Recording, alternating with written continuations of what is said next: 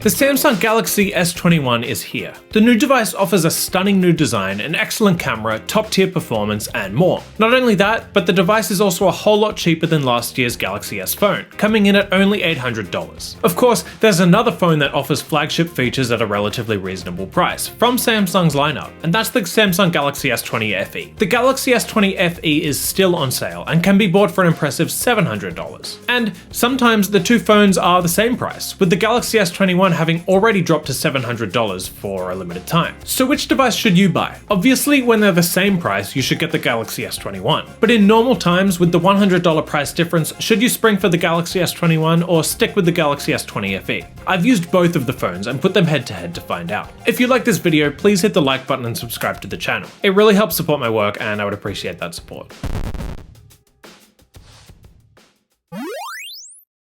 The Galaxy S20 FE and the Galaxy S21 are clearly made by the same company, given their design. The Galaxy S20 FE has a relatively modern design, with its rectangular camera bump and hole punch cutout for the front-facing cameras. That said, while the Galaxy S20 FE certainly looks modern, the Samsung Galaxy S21 is a clear evolution from it. It still has the hole punch cutout for the front-facing camera, but it also offers refinements like thinner bezels and a camera module that kind of melts into the frame of the phone. It's a really good look. The phones share a lot of similarities when it comes to build. Both of the devices offer Samsung's so-called Glastic back, which is really just plastic. Now, frankly, I don't really mind it. Sure, it doesn't look or feel quite as premium as glass, but it still looks and feels fine, and the soft touch feeling is actually kind of nice. That's not to mention the fact that the plastic is a little more durable, so it likely won't shatter the same way glass might if you dropped your phone. There are some other minor differences in design.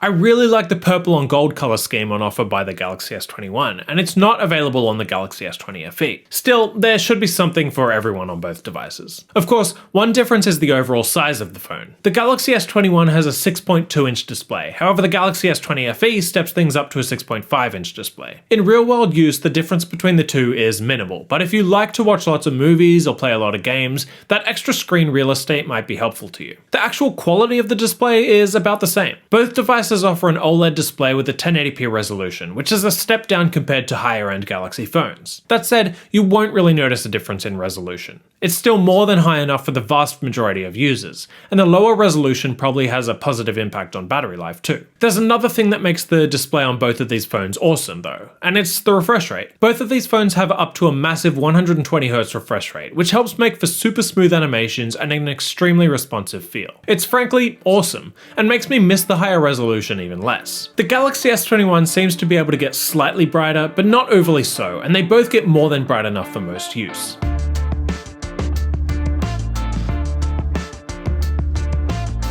Of course, given the fact that the display is similar and the design won't really impact day-to-day use all that much, the phones are more or less neck and neck. That, however, might change with performance. While the Galaxy S20 FE has a Qualcomm Snapdragon 865 processor coupled with either 6GB or 8GB of RAM, the Galaxy S21 steps things up to a Snapdragon 888 with 8GB of RAM. Now, let's get one thing out of the way right now. Day-to-day use between the Galaxy S20 FE and the Galaxy S21 is going to be pretty much identical, at least right now. Both phones are powerful and responsive, and they don't hang up during multitasking or gaming. Sure, you might experience quicker load times by a matter of a few fractions of a second, but in reality, you're going to experience very similar performance in general. Of course, that may shift a little over time. The Galaxy S21 is likely to perform well for longer, given the extra headroom on offer by the Snapdragon 888. Benchmarks confirm this extra headroom, as well as a healthy performance bump for more demanding tasks. Both phones offer options for either 128GB or 256GB of storage. However, the Galaxy S20 FE also has a microSD card slot. That's something that the Galaxy S21 has done away with. Now, most probably won't care, especially given the higher amount of storage in the first place. But if you do care about storing videos and high-res audio files, then you might miss the SD card slot and want to get as much storage as possible. The battery life between the two phones is similar, but the Galaxy S20 FE seems to have a slight edge. While the Galaxy S21 has a 4000 mAh battery, the Galaxy S20 FE steps things up to a 4500 mAh battery. Now, in reality, everyone should get a full day of use from these phones, even if it's relatively heavy use. use. You might be able to squeeze a bit of extra time the next day from the Galaxy S20 FE, but if you're good at charging your phone, you shouldn't have any issues with the batteries on either of these two devices. Neither are amazing, but neither are bad. Something confirmed in my battery benchmark tests, which involve streaming a YouTube video over Wi-Fi for 3 hours at full brightness.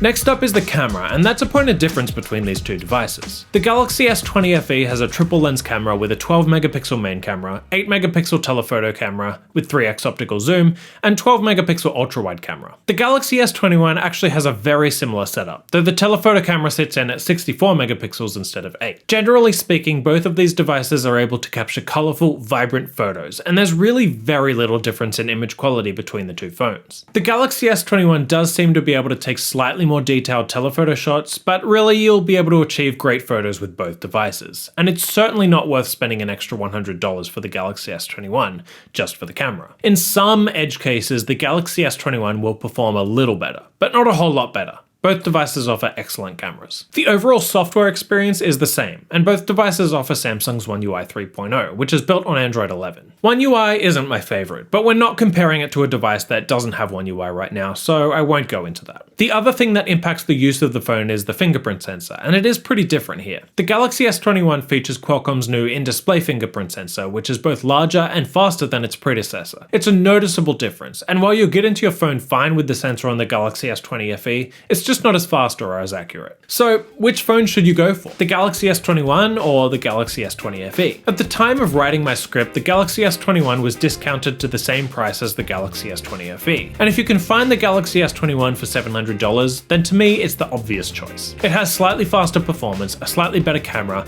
and a slightly better fingerprint sensor. But if it's $100 more expensive as it usually is, I'm not sure you should spend the extra cash. It is a better phone, to be sure, but the Galaxy S20 FE is still an awesome phone that will last you years to come. To me, it still represents slightly better value for money. You can buy both of these phones using the links in the description. Thanks again for watching this video, and again, please hit the like button and subscribe if it was helpful to you. My name is Christian, and I'll see you next time. See ya.